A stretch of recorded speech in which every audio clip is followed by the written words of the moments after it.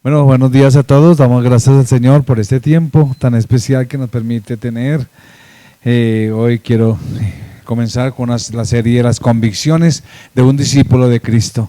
La visión de la iglesia es hacer discípulos, entonces ya comenzamos ahora sí a fortalecer sobre la importancia de ser discípulo de Cristo. Y la primera razón, uno de los fundamentos del discípulo de Cristo son sus convicciones.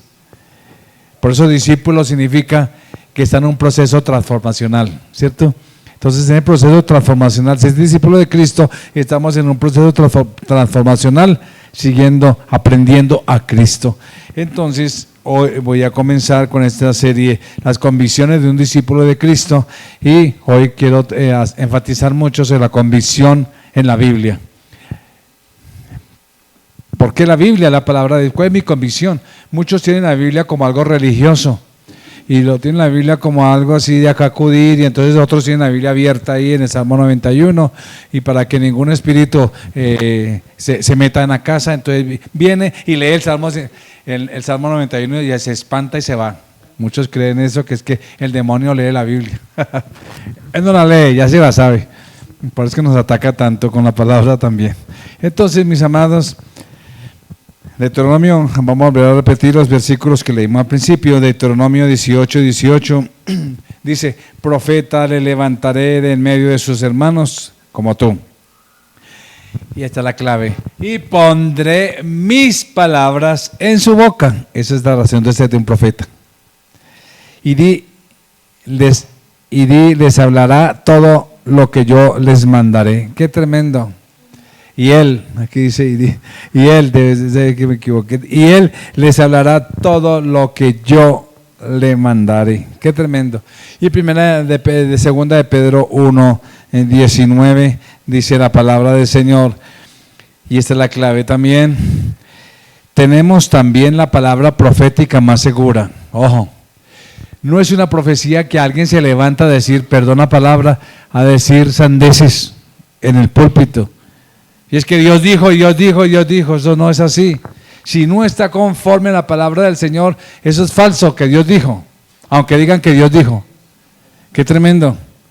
Por eso es fundamental, es necesario entender, como dice aquí, tenemos la palabra profética más segura, a la cual hacéis bien en estar atentos como a una antorcha. Mire que dice que hay que estar atentos a esa palabra profética más segura, como a una antorcha que alumbra en lugar oscuro. Aquí dice que es como una antorcha. Salmo 119 dice que lámpara es a mis pies tu palabra. Es lo mismo, es una antorcha que nos ilumina en lugar oscuro hasta que el día esclarezca y el lucero de la mañana salga a vuestros corazones. Entonces, mis amados, existen muchas razones por las cuales debemos tener la convicción de que la Biblia es la palabra de Dios.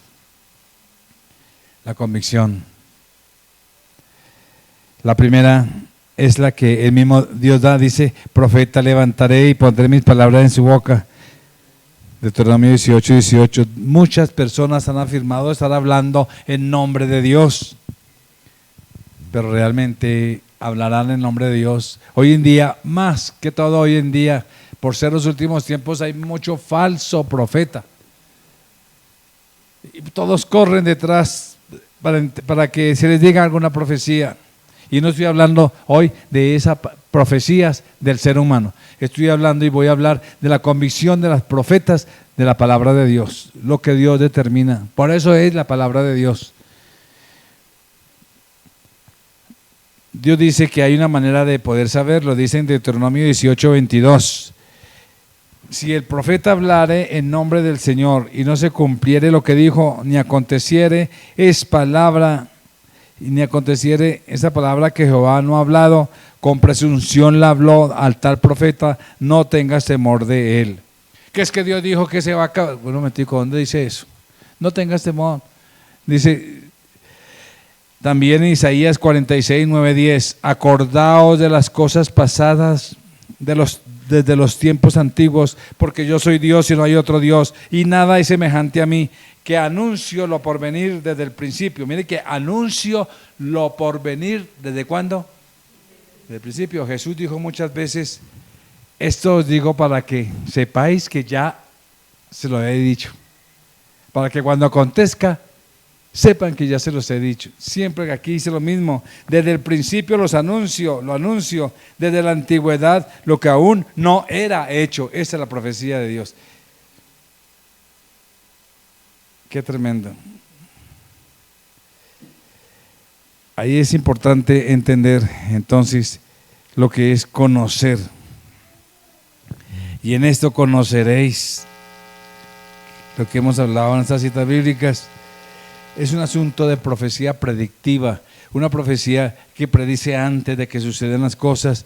Y la Escritura dice en 1 Tesalonicenses 5, 20 y 21, no menosprecéis las profecías.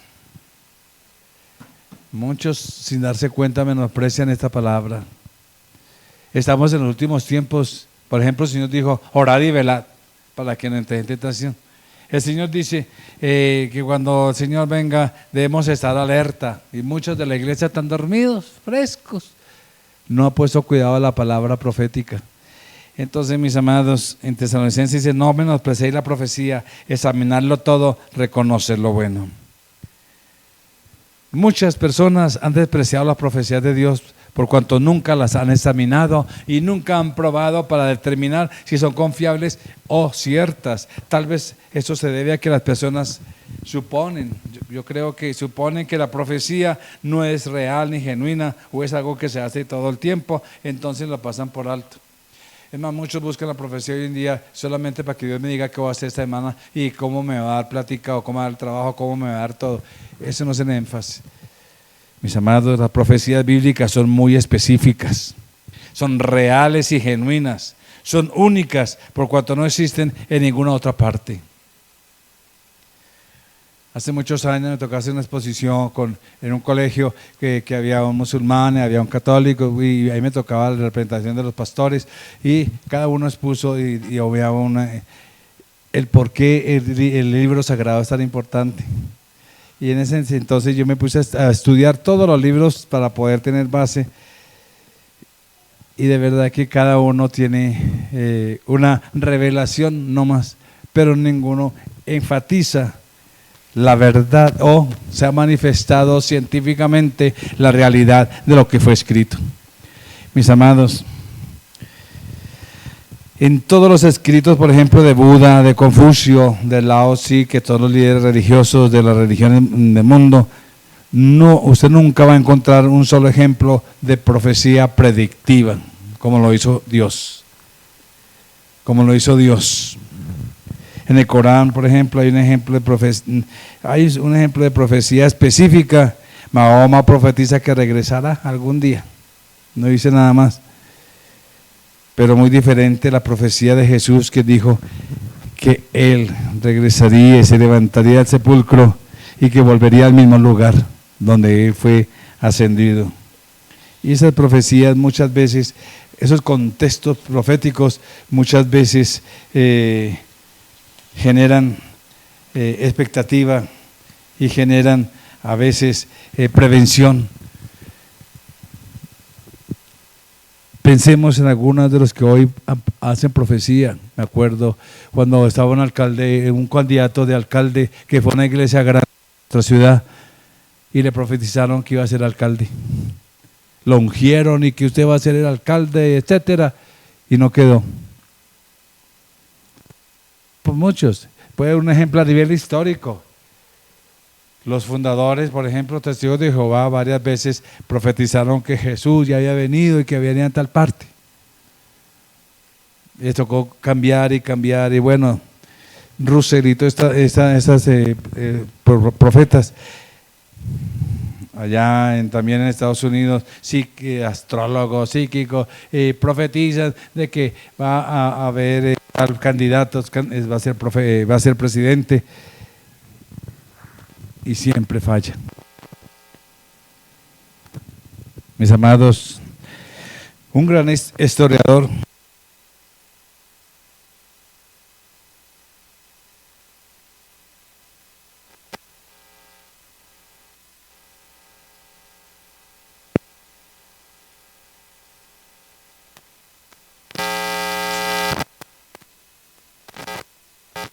entonces es importante entender.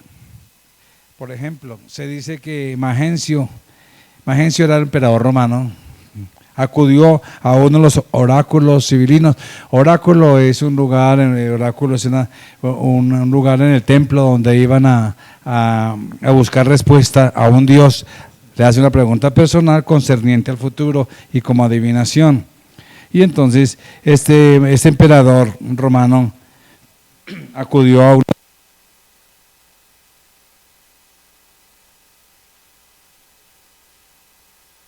del río Tíber. El oráculo respondió: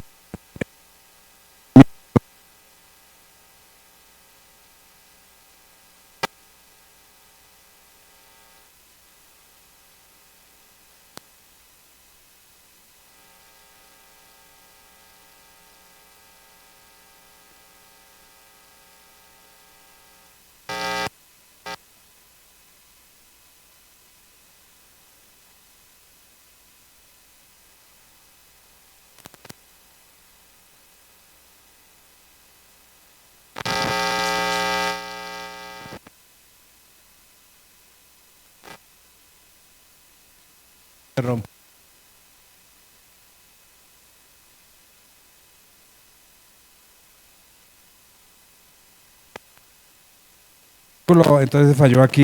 Aleluya.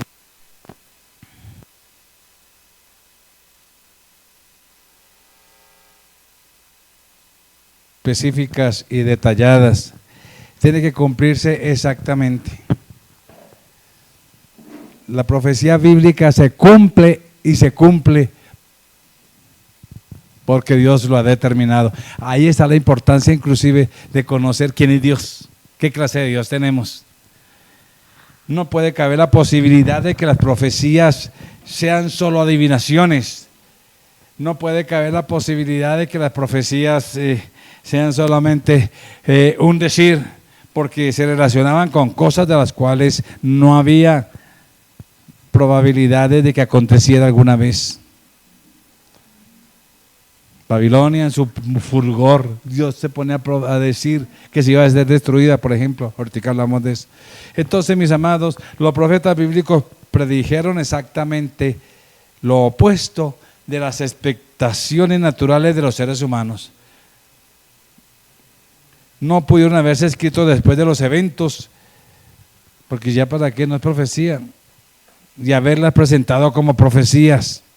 Pues en centenares de casos el cumplimiento de la profecía no ocurrió hasta cientos de años después. Tremendo eso. Cientos de años después de la muerte del profeta.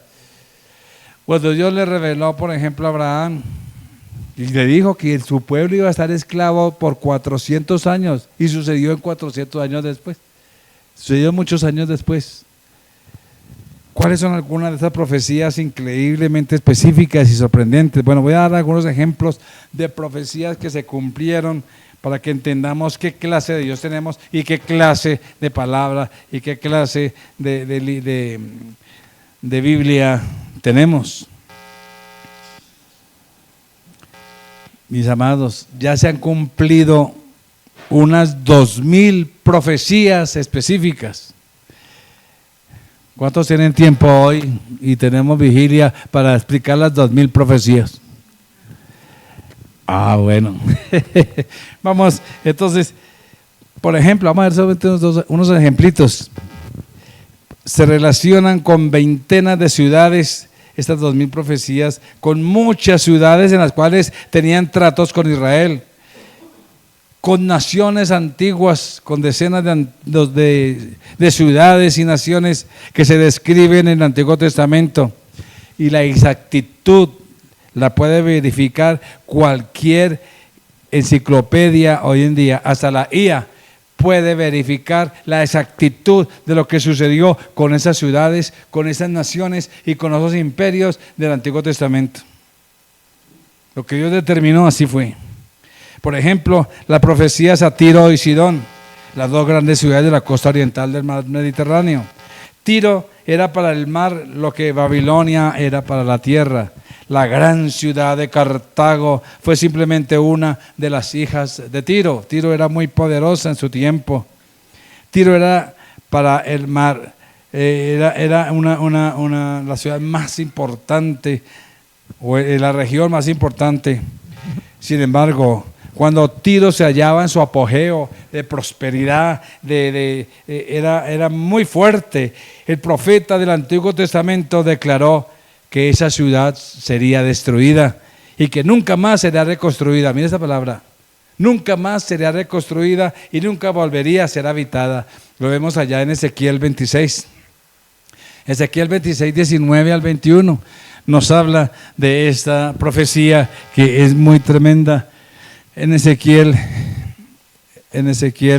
26, 19 al 21 dice: porque así ha dicho el Señor, yo te convertiré en ciudad asolada. Mire, ciudad asolada como las ciudades que no se habitan.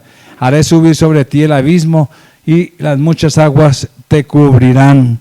Qué tremendo. Y la haré descender con los que descienden al sepulcro, y te pondré en las profundidades de la tierra como los desiertos antiguos, con los que descienden al sepulcro, etcétera, etcétera. Esa profecía de Tiro fue una profecía muy, muy, muy sorprendente, porque en ese momento estaba en su auge, en ese momento estaba próspera, una región muy próspera. Pero el profeta advirtió a la ciudad de Sidón que sus habitantes serían diezmados para que la ciudad continuara. Mire, dice Ezequiel 28, versículo 21 y 23. Hablando de estas profecías, de estas ciudades, dice Ezequiel 28, 21 al 23, dice: hijo de hombre, pon tu rostro hacia Sidón y profetiza contra ella. Y así dirás: así ha dicho el Jehová Sidón, he aquí yo estoy contra ti, oh Sidón, y en medio de ti seré glorificado. Y sabrán que yo soy Jehová cuando haga en ella juicios y en ella me santifique. Mis amados, se produjeron estos hechos. La ciudad de Sidón fue atacada, fue traicionada por su propio rey. 40,000 de sus habitantes fueron asesinados, pero la ciudad de Sidón continúa hasta hoy, dice la palabra, porque a Sidón no le dijo que iba a ser destruida totalmente, a Sidón no le dijo que iba a ser derribada y que jamás sería reconstruida, como sí se lo dijo a Tiro. ¿Qué le ocurrió a Tiro? Miremos algunas profecías acerca de Tiro. Cuando Tiro estaba en su apogeo, era importante tener Ezequiel 26. Mire, leemos algunos versículos aquí en Ezequiel 26. Dice el versículo 5, Ezequiel 26, 4, primero. Y demolerán los muros de Tiro, miren, derribarán sus torres y barreré de ellas al polvo y la dejaré como una peña lisa. Versículo 5, tendedero de redes, ojo con eso, serán en medio del mar, porque yo he hablado, dice el Señor, y será saqueada por las naciones. Hablando de Tiro. Ahora el versículo 12, ahí mismo: y robarán tus riquezas y saquearán tus mercaderías, arruinarán tus muros y tus casas preciosas destruirán, y pondré piedras y tu madera y tu polvo en medio de las aguas. Bueno, ahí habla, sigue hablando. Y 14, y te pondré como una peña lisa, tendedero de redes serás, otra vez tendedero de redes, porque yo el Señor he hablado, dice el Señor. Mis amados, unos pocos años después de haberse escrito esta profecía, el gran Nabucodonosor de Babilonia trajo su ejército contra Tiro y la sitió. Durante 13 años la ciudad de Tiro resistió los refuerzos del rey de Babilonia. Finalmente los muros de la ciudad se derrumbaron. Las huestes del ejército babilónico entraron a la ciudad y mataron al resto de sus habitantes a filo de espada. Millares de ellos, sin embargo, habían huido mar adentro en embarcaciones para formar después la nueva Tiro. La nueva ciudad de Tiro en una isla a menos de 1 kilómetro del Mediterráneo. Parece que la profecía no se cumplió totalmente ahí, en ese momento, porque la profecía dice que los derribaré y no será reconstruida. Se cumplió en parte hasta ahí. ¿Será que Dios mintió? Si seguimos la historia, entonces miramos los eventos que sucedieron, porque parecía eso imposible para Tiro, imposible. Pasaron los siglos, unos 250 años después, cuando ya hacía tiempo que Ezequiel se había vuelto había muerto, ya estaba como polvo en el sepulcro, ya hace 200 años, ya ese quién existía. La mayoría de los muros de Tiro aún se elevaban hacia el cielo, porque era una ciudad nueva de Tiro. Mis amados, era un testimonio que aparentemente la profecía no se había cumplido plenamente. Millones de toneladas, escombros y todo eso se habían levantado. Dios había dicho que la ciudad quedaría pelada como una roca, que ya lo leímos. Que las piedras, la madera y el mismo polvo de la ciudad serían echados al mar. ¿Qué loco hubiera podido presentarse 250 años después para completar esa profecía? Si todavía estaba en pie, ¿qué tendría que suceder? Parecía que Dios se hubiera equivocado. Sin embargo, Dios habló y debe cumplirse. Entonces, mis amados, años después, como trompeta, llegó una conmoción de terror procedente del norte y aparece un loco, ¿verdad? Era un loco, Alejandro Magno. Aparece Alejandro Magno y estaba acampando frente al estrecho de Dardanelos allá cerca, preparando su ataque contra el dominante imperio persa. Cruzó el estrecho y le propinó al rey de Persia su primera derrota demoledora. Cerró completamente todos los puertos del Mediterráneo oriental. Una tras otra las ciudades se fueron rindiendo y se fueron destruyendo. Decir mejor, me fue la palabra que iba a decir. Aleluya. Finalmente Alejandro llegó a la Nueva Tiro. Ahí llegó Alejandro, que había sido construida con murallas, había sido construida con murallas inexpugnables a menos de 1 kilómetro fuera de la costa del Mediterráneo. Este hombre, Alejandro Magno, ordenó a la ciudad que se rindiera. Y cuando los habitantes se rindieron por el mandato de Alejandro, con un ingeniero, un principal ingeniero que él tenía, Diade se llama, concibió el más osado y atrevido plan de toda la historia de la guerra. Ellos querían construir una calzada que atravesara 1 kilómetro del mar Mediterráneo hasta la isla de Tiro. Ese era su proyecto. Bueno, la pregunta es, ¿dónde hallarían los materiales para semejante obra de ingeniería? Pues el gran rey Alejandro dio la orden: derribad los muros de Tiro, tomad las maderas y las piedras, los escombros y los leños y echadlos al mar. Eso se encuentra en la historia. Así el gran ejército de Alejandro obedientemente comenzó a cumplir la palabra de Dios. La ciudad de Tiro, que estaba en la tierra firme, fue arrasada. Y sus materiales fueron llevados al lugar de construcción. La historia nos dice incluso que rasparon el sitio mismo en la ciudad para sacar cuanto pudieron para hacer esta calzada a fin de destruir la nueva ciudad de Tiro. En conclusión, esta ciudad fue sitiada, destruida y arrasada. Hoy en día no existe la ciudad de Tiro después de ese evento. Hay fotografías de la cual la nueva ciudad de Tiro se ve con redes tendidas sobre la roca lisa que una vez había sido la orgullosa Tiro. ¿Qué había dicho el Señor en Ezequiel 26:5? Porque yo, el Señor, he hablado.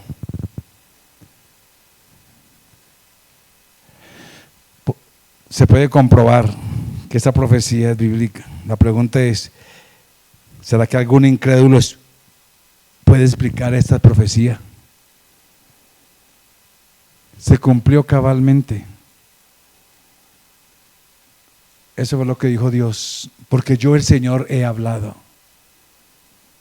Esa es la convicción histórica de por qué la Biblia es la palabra de Dios. Miremos más ejemplos. Consideremos otras 2 ciudades conocidas para nosotros, Samaria y Jerusalén. Samaria fue la capital de Israel el reino del norte. Se dividió por allá después de que de Salomón murió, y se dividieron. Entonces Jerusalén fue la capital de Judá y Samaria la capital del reino del norte. Por eso es que por esa situación de esa división es que los judíos y samaritanos no se trataban entre sí, ¿se acuerdan? En Juan 4. Ok, entonces mientras ambas ciudades estaban en su plenitud, prósperas, los profetas declararon que Jerusalén no solo sería destruida y sus habitantes llevados en cautividad, sino que el muro sería destruido. El muro de Jerusalén sería destruido. Jeremías 24:9 es una parte profética también. Jeremías 24:9. Y Jeremías 24:9 dice: y les daré por escarnio y por mal a todos los reinos de la tierra, por infamia, por ejemplo, por refrán y maldición a todos los lugares a donde yo los arroje. El 24:9. Ahora ve Jeremías, ahí mismo 29:21. Dice la palabra del Señor: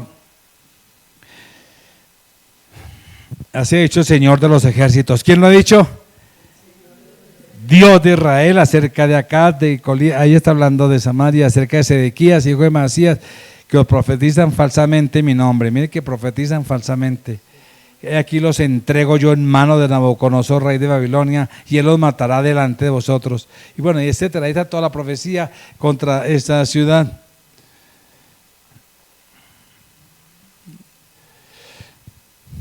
El capítulo 35 de Jeremías también 17. Entonces, mis amados, todas estas profecías lo único que nos están diciendo es que cuando Dios habla, Dios lo cumple. Dios no está diciendo, porque dice, ay Señor, es que tú no me respondes. Estamos en un Dios de la historia, en un Dios todopoderoso. Es por eso que el Señor es fiel. Dice aquí traeré yo sobre Judá y los moradores de Jerusalén todo el mal contra ellos. Aleluya, porque llamé y ni siquiera escuchan. Entonces, mis amados, los profetas dijeron además que la ciudad y el muro serían reconstruidos. No solamente que serían destruidos, sino que también serían reconstruidos por el pueblo que regresaría. Y eso lo vemos allá en todo el libro de Nehemías, cómo reconstruyeron los muros. Nehemías. Y aquí, pero en Isaías 4, ahí donde habla la profecía de que serán destruidos. Isaías 4. En Isaías 4, versículo 3 al 6, nos dice la palabra del Señor. Isaías 4, 3 al 6, dice: y acontecerá que el que quedara en Sión, el que fuera dejado en Jerusalén, será llamado santo. Todos los de Jerusalén están registrados entre los vivientes. Cuando el Señor lave las inmundicias, o sea, cuando restaure después de la cautividad, limpie la sangre de Jerusalén, etcétera. Y creará el Señor sobre toda la morada de monte Sión, en los lugares de sus convocaciones, nube y oscuridad, etcétera. Y dice: y habrá un abrigo para sombra contra el calor, refugio y escondedero contra el turbión y contra el aguacero. Mis amados, eso en cuanto a Jerusalén. Ahora, en cuanto a Samaria, los profetas dijeron que sus muros serían derribados, que se convertiría en tierra para plantar viñas, Miqueas 1, 5 al 6, y que sus simientes serían descubiertos. Hablando de Samaria.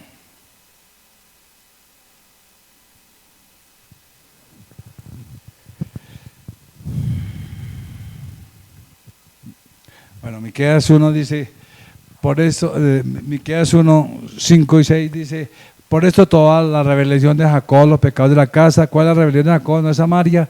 ¿Y cuáles son los lugares altos? No es Jerusalén, no es de Jerusalén.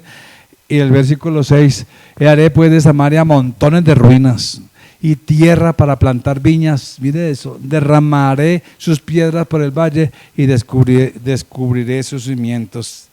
¿Qué palabra es esa de Miqueas 1.6? Tengamos ahí un momentico Miqueas 1.6 ahí abiertico. Entonces, mis amados, ¿qué ocurrió con las murallas de Jerusalén?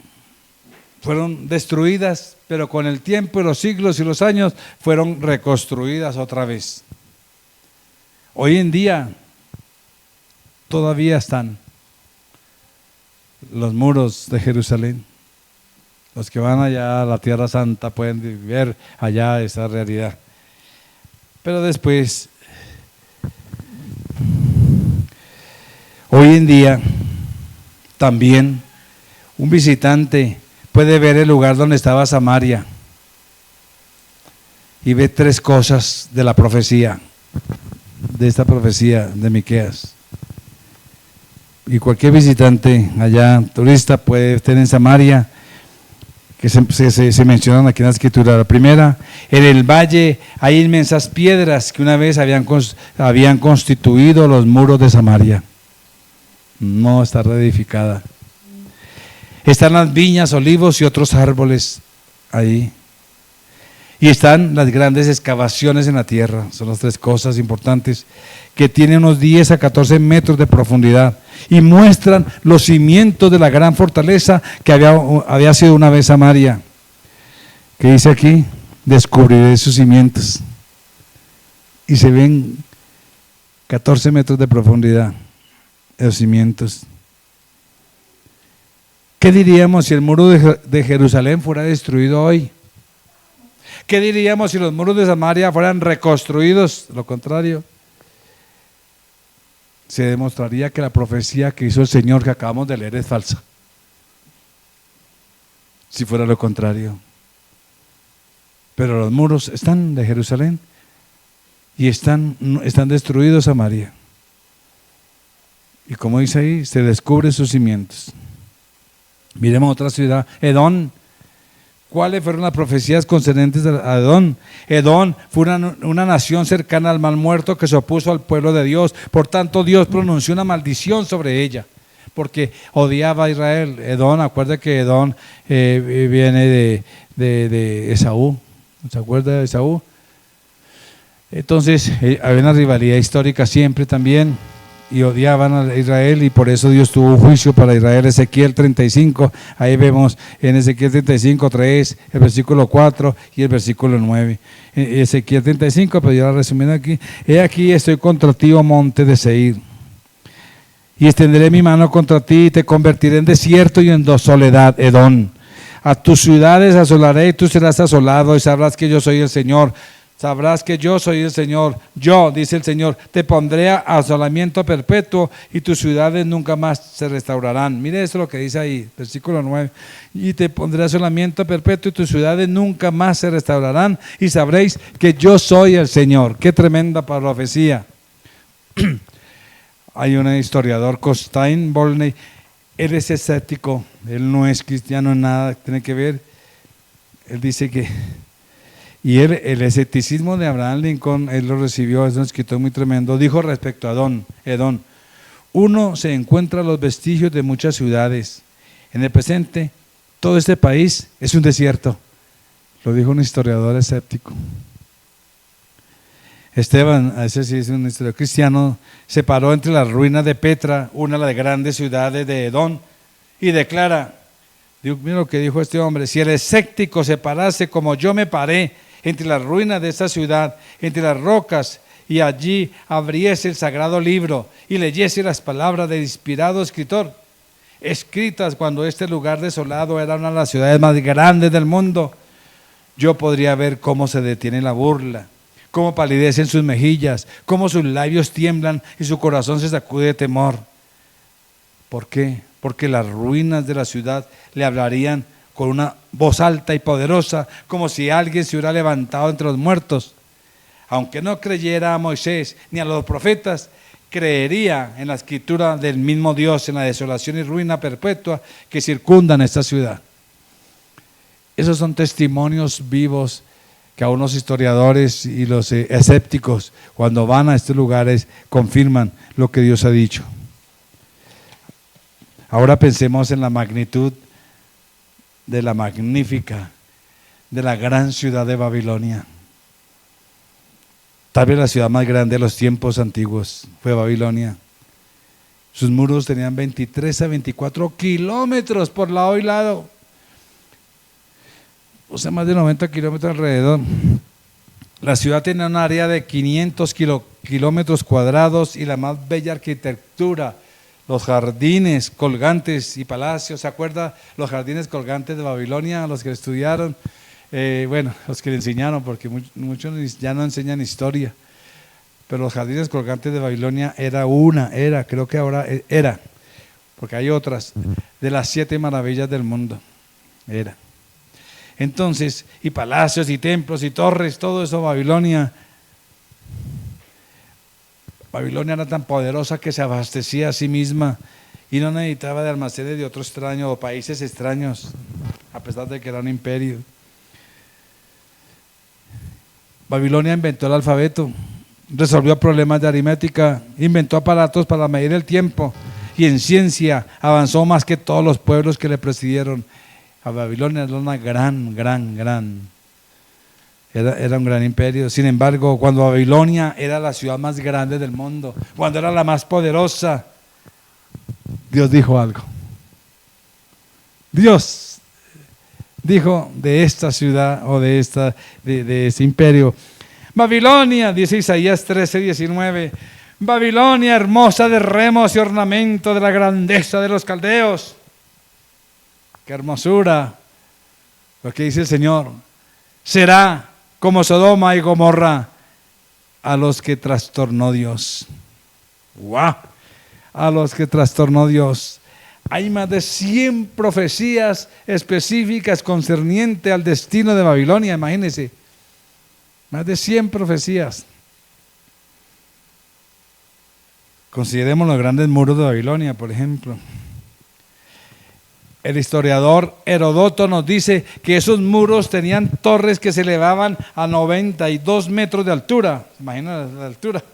92 metros de altura, por encima de la altura de los muros mismos, que eran de 61 metros. Los muros tenían 57 metros de espesor en su base y encerraban una superficie de más de 500 kilómetros cuadrados. Por eso es que la ciudad de Babilonia era inexpugnable, la ciudad de Babilonia era impenetrable, estaban tan seguros. Pero ¿qué dice Jeremías 51? También aquí voy a resumir un poquito, dice el 51, el versículo 58 y el versículo 52, lo voy a unir. Dice: el muro ancho de Babilonia será derribado enteramente. ¡Wow! Era imposible, cuando escuchara eso, era imposible. El muro, si ese muro está tremendo, ¿quién va a botar eso? Este lugar, dice, para siempre ha de ser asolado, dice el versículo 62. ¿Esa profecía es como vaga, es como ambigua? No, de ninguna manera. Mis amados, ni siquiera la gran muralla china que vemos hoy en día no es ni aproximadamente tan grande ni tan fuerte como lo fue Babilonia. Y a pesar de que permanece hoy la muralla china, los muros de Jerusalén aún están erguidos, que no era tan poderosa como esos muros. Pero ¿qué les pasó a los muros de Babilonia? ¿Qué le pasó a los muros de Babilonia? Los muros de Babilonia fueron destruidos, pero solo gradualmente. Aleluya. El profeta no hubiera tenido la posibilidad de escribir su predicción después del evento, pues la profecía no se cumplió por completo hasta después del tiempo de Cristo, imagínense, hasta después del tiempo de Cristo. Aleluya. En el siglo IV después de Cristo, o sea, 400 años, Juliano el apóstata llegó al trono de Roma. Su deseo predominante era destruir el cristianismo y restablecer las religiones paganas de Roma. Mientras este hombre, Juliano, se hallaba en guerra contra los persas acerca de las ruinas de Babilonia, Juliano destruyó completamente los restos de los muros de la ciudad, a fin de que en el futuro no ofrecieran protección alguna al ejército persa. Así, uno de los más grandes oponentes que la Biblia haya tenido en todos los tiempos cumplió cabalmente la profecía. Como Juliano, que era un enemigo acérrimo del cristianismo, pero fue instrumento de Dios para cumplir la profecía también. Pero Dios había dicho ya en Jeremías 50, 13 y 39, yo estoy resumiendo estos dos versículos para que lo tengan presente, Jeremías 50, 13 y 39, 50, 13 y 39. Entonces dice, con respecto a esta ciudad, dice, por la ira de Jehová no será habitada. Qué tremendo, por la ira de Jehová no será habitada, sino será asolada toda ella. Ese 39, nunca más será poblada ni se habitará por generaciones y generaciones. Dios lo determinó. Nunca más será poblada. ¿Pudiera haber algo tan específico que esto? Las profecías de Dios son específicas. Se han cumplido estas profecías. Si vemos fotografías de Babilonia, lo vemos como es como un yermo intransitable de inmensos montículos y cúmulos de tierra habitados solo por chacales, víboras y escorpiones. Hoy en día Babilonia no es nada. No es nada.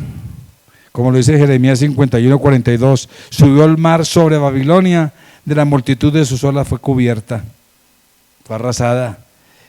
Versículo 43 de Jeremías 51. La otra profecía aquí dice, como tierra seca y desierta, tierra en que no morará nadie. Hoy en día Babilonia permanece como un desierto deshabitado hasta el día de hoy. Inclusive este héroe Alejandro Magno también quiso reconstruir a Babilonia. Y cuando lo iba a hacer, ¿sabe qué pasó? En ese tiempo fue cuando se murió. Tenía ya el plano. Dios dijo que la ciudad no se volvería a reconstruir.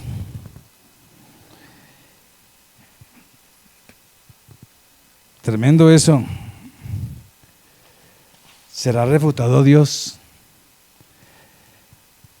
La historia registra el hecho de que inmediatamente después de hacer esta declaración en Babilonia, Alejandro Magno cayó muerto, mis amados. Y todo quedó abandonado, sus proyectos. Y así, estas son más o menos unas docenas de las 2000 profecías específicas que se hallan solo en el Antiguo Testamento. Yo creo que los que dicen que la Biblia fue escrita por hombres, simplemente expresan su ignorancia acerca de la historia, acerca de quién es Dios y acerca de lo que es la palabra en sí. Ignorancia sobre este tema. No hay nada parecido a esto en toda la literatura del mundo, ni en cualquier literatura religiosa, ni en cualquier literatura gnóstica. Por eso la Biblia es el convencimiento, la convicción de que la Biblia es la palabra de Dios. ¿Tú estás convencido? Y puedes seguir estudiando todos esos eventos históricos. La mano que escribió esta escritura no fue la de ningún otro, sino la de aquel que pudo decir: yo soy el alfa y el omega, yo soy el primero y el último, yo soy el que sabe todas las cosas, yo soy el que declara las cosas aún por venir. Y Él lo ha dicho de muchas maneras. Mis amados, las predicciones, todo lo que Dios escribió, por eso es que tenemos la palabra escrita más segura. Por eso tú no puedes salirte de lo que está escrito. Y esto se cumple para todo ser humano. Las bendiciones y las maldiciones, la justicia y las respuestas. Y todo lo que Dios dijo, ahora para nosotros son promesas. Promesas también. Y Dios nos dio más de 2000 predicciones a fin de que aprendamos a creer sus promesas. Dios prometió que los muros de Jerusalén serán reconstruidos, que los muros de Babilonia nunca se volverán a reconstruir, que Tiro será destruido, que Sidón continuaría, para que nosotros creamos a sus promesas. En solo Jesús se cumplieron más de 300 profecías del Antiguo Testamento. Y el mismo día, el mismo evento, se cumplieron más de 30 cuando Él murió. Él también prometió que el que cree en el Hijo nunca morirá, sino que tiene vida eterna. Y el que no cree en el Hijo no verá la vida, sino que la ira de Dios está sobre él. Se cumple. ¿Tú crees verdaderamente en el Señor? Y todo lo que el Señor ha ordenado y organizado se cumple porque Él es Dios.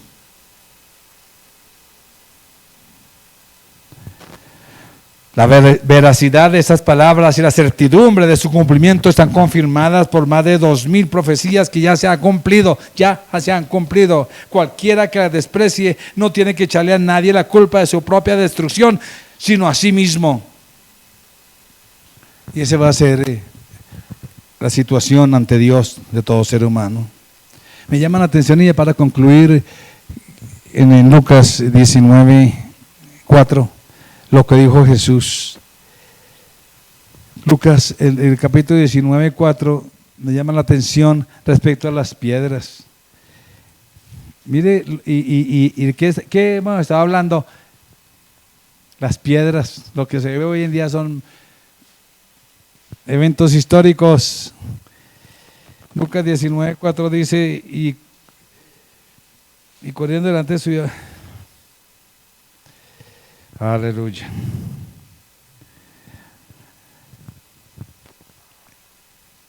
Bueno, me parece que me equivoqué aquí. Cuando el Señor dice, la cita que yo quiero decir es, Él respondiendo les dijo, os digo que si estas piedras callaran, si callaran, las piedras clamarían, las piedras clamarían, las piedras clamarían. Wow, qué tremendo es esta palabra. Y las piedras clamarían. Nelson, otro arqueólogo, un arqueólogo judío, dijo respecto a las piedras clamarían. 19:40. Bueno, faltó el cerito, gracias. 19:40. El cero, claro que era porque me tocó estudiar así con el ojo. Bueno, entonces, Lucas 19:40, Él respondiendo les dijo que si estas callaran, las piedras clamarían. Qué tremenda palabra del Señor. Cuando el Señor ordenó que calle la gente, calle a sus discípulos, calle a todo el mundo. Si ellos se callan, las piedras van a hablar. O sea, las profecías van a demostrar que Dios existe, que Él es todopoderoso. Y estaba diciendo de Nelson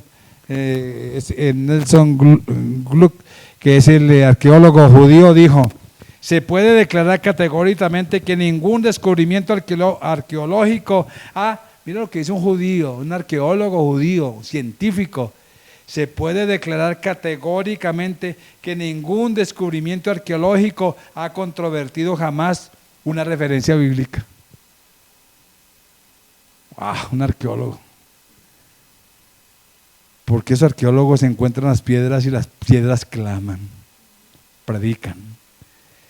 Y ese arqueólogo continuó: casi increíblemente exacto recuerdo histórico de la Biblia, particularmente cuando vemos que la misma se fortifica mediante los hechos históricos.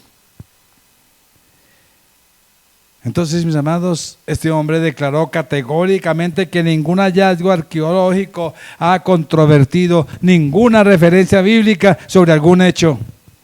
Entonces, mis amados, volvemos a ver que cuando los críticos fueron dejando de alabar a Cristo, aquí cuando lo que leímos, tal como el Señor lo dijo, las piedras comenzarán a hablar a gritos.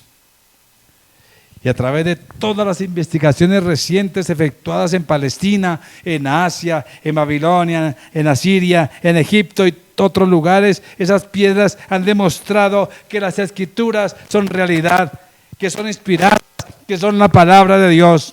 Se ha demostrado muchas y miles de detalles que la Biblia es verdadera. No es por causa de alguna falta de datos históricos que la gente no cree en la Biblia ni en Cristo. ¿Sabe por qué la gente no cree o dice no creer en la Biblia? por su falta de disposición de rendirle cuentas a Dios. Porque sabe que se comprueba y al comprobarse existe un Dios que tiene que rendirle cuentas. Por eso la rebeldía, por eso no se someten a Dios. Como dice la palabra, se envanecen en sus razonamientos y entonces su orgullo y se refugian en eso, en su intelectualismo. Mis amados, la mayor parte de los que no creen en Cristo, de los incrédulos, confrontan un problema moral. Por eso repito que estas son algunas más de las razones por las cuales tenemos convicción de la palabra, convicción de la Biblia. Que estoy convencido en el Cristo que aquí se describe.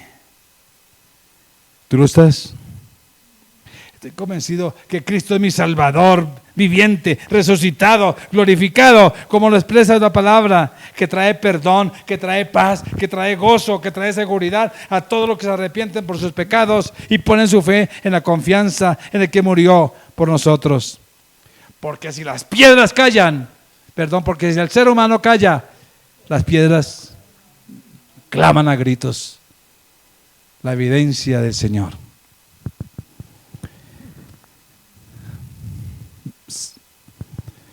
El Señor cumplió su palabra y terminamos aquí y la continuará cumpliendo hasta el final. ¿Usted cree en las promesas de Dios? Empiece por tener esa convicción en su palabra escrita. Ahí comienza la fe. Porque leímos en 2 de Pedro 1:19. Y aquí lo dejamos mientras oramos. 2 de Pedro 1:19. Tenemos la palabra profética más segura. Y si Él dijo que te bendeciría, te va a bendecir.